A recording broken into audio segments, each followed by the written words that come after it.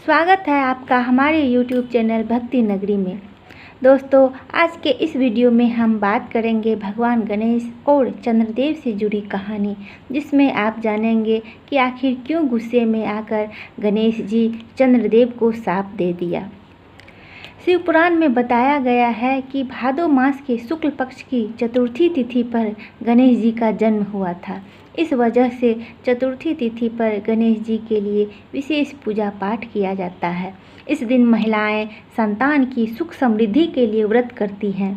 संकट चौथ का ये व्रत भगवान गणेश को समर्पित है। इस दिन चंद्रमा का पूजन करना बहुत फलदायी माना जाता है। अगर इस दिन पूजन के साथ साथ चंद्रदेव का दर्शन हो जाए तो कुंडली के सभी दोष समाप्त हो जाते हैं। पौराणिक ग्रंथों के मुताबिक तो गणेश और चंद्रदेव का आपस में वैर माना जाता है। भगवान शंकर के पुत्र गणेश भी अपने पिता की तरह हैं। जब वो अपने भक्तों पर प्रसन्न होते हैं तो उसके जीवन में नए रंग ला देते हैं। वहीं अगर कोई इनके गुस्से का शिकार हो जाता है तो ये उसके जीवन को बेरंग भी कर देते हैं। आज हम आपको इनके एक ऐसे भक्त के बारे में बताने जा रहे हैं जिन्हें इनके गुस्से का शिकार होना पड़ा था। पौराणिक कथाओं के अनुसार एक बार धन के देवता कुबेर भगवान शिव और माता पार्वती के पास अपने यहाँ भोजन करने के लिए आमंत्रित करने कैलाश पर्वत पहुँचे। शिव जी को कुबेर का मनसा समझ में आ गया कि वो अपनी धन संपत्ति का दिखावा करने के लिए उन्हें अपने महल में आमंत्रित कर रहे हैं। इसीलिए उन्होंने कुछ महत्वपूर्ण कार्य में उलझे होने का कारण बताते हुए उनसे मना कर दिया। अब जहाँ भगवान शंकर नहीं जाएंगे वहाँ माता पार्वती का क्या काम। तो माता पार्वती ने उन्हें यह बोलकर मना कर दिया कि अगर उनके पतिदेव नहीं जाएंगे तो वो भी नहीं जाएंगी। ऐसे में कुबेर दुखी हो गए और भगवान शिव से प्रार्थना करने लगे। तब शिव जी मुस्कुराकर बोले कि आप मेरे पुत्र गणेश को ले जाएं। जब गणेश भगवान कुबेर के महल से भोजन करके लौटे तो उन्होंने कुछ मिठाइयाँ अपने ज्येष्ठ भ्राता कार्तिकेय के लिए ली और अपने मूषक पर सवार होकर निकल पड़े। रात का अंधेरा था, लेकिन चंद्रमा की रोशनी से कैलाश पर्वत चमक रहा था। तभी गणेश जी के मूषक ने मार्ग में एक सर्प देखा और भय से उछल पड़े और उनकी सारी मिठाइयाँ धरती पर बिखर गईं। दूर आसमान से चंद्रमा उन्हें देख रहा था।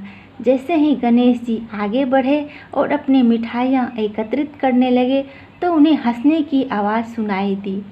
उन्होंने नज़र दाएं बाएं घुमाई तो उन्हें कोई न दिखा, लेकिन जैसे ही उनकी आंखें आकाश पर पड़ी तो उन्होंने चंद्रमा को हंसते हुए देखा। यह देख गणेश जी बेहद शर्मिंदा हुए। उन्हें यह एहसास हुआ कि उनकी मदद करने के स्थान पर चंद्रमा उनका मजाक बना रहा है। वे क्रोध से भर गए और चंद्रमा को चेतावनी देते हुए बोले, घमंडी चंद्रमा, तुम इस प्रकार से मेरी व्यवस्था का मजाक उड़ा रहे हो। यह तुम्हें शोभा नहीं देता। मेरी मदद करने की बजाय तुम मुझ पर हंस रहे हो। मैं तुम्हें श्राप देता हूँ कि आज के बाद तुम इस विशाल गगन पर राज नहीं कर सकोगे। कोई भी तुम्हारी रोशनी को आज के बाद महसूस नहीं कर सकेगा। आज के बाद तुम्हें कोई भी नहीं देख सकेगा। जैसे ही उन्होंने श्राप दिया वैसे ही चारों ओर अंधेरा फैल गया। अपने भूल का एहसास होते ही चंद्रमा गणेश जी से माफ़ी मांगने लगे। चंद्रमा को ऐसे लाचार देखकर गणेश जी का गुस्सा कम होने लगा। उन्होंने चंद्रमा को माफ़ कर दिया और कहा कि अब चाहकर भी मैं अपना श्राप वापस नहीं ले सकता, लेकिन इस श्राप के असर को कम करने के लिए तुम्हें एक वरदान जरूर दे सकता हूँ। गणेश जी ने चंद्रमा से कहा कि ऐसा अवश्य होगा कि तुम अपनी रोशनी खो दोगे, लेकिन 1 माह में ऐसा केवल एक ही बार होगा। इसके बाद तुम फिर से समय के साथ वापस बढ़ते जाओगे और फिर 15 दिन के अंतराल में अपने संपूर्ण वेश में नजर आओगे।